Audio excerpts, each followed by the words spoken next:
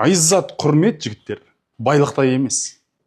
Егер ақиретке сенетін адам болсаң, сен осыны түсінуің керек. Айззат, құрмет байлықта емес.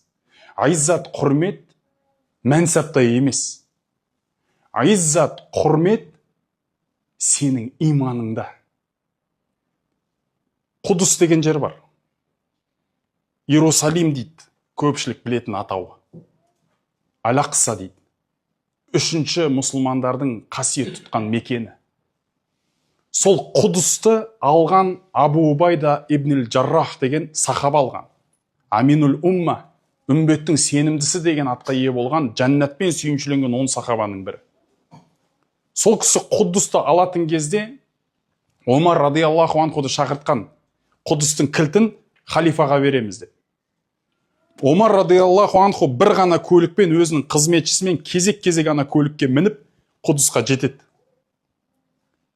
Құдысқа кіретін кезде ол кісінің қызметшісінің кезегі болып қалады да, көліктің үстінде қызметшісі отырады.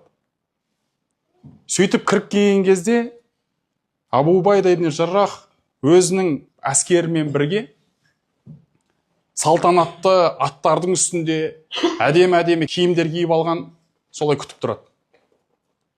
Омар радиаллаху анхудың жұпыны киінгенін көріп, көлігі бірақ көлікпен келгенін көріп, нашар жағдайын көрген кезде, «Я, Омар, не істедің сен? Неге бұндай жағдайда келдің? Қалайша сен мыналардың алдына былай шықтың?» деген кезде, Омар радиаллаху анху айтқан: «Нахну қаумун ааззана Аллаху бил ислам, ва ин ибтағайна ал-иззата би ғайрихи азаллана Аллах». Ей, Абу Убайда, не айтып жатсың сен?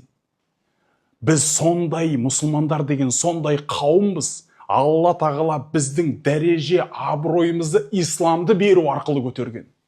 Кім исламнан басқа нәрседе айззат, құрмет іздейтін болса, Алла тағала оны қор қылып жібереді деген.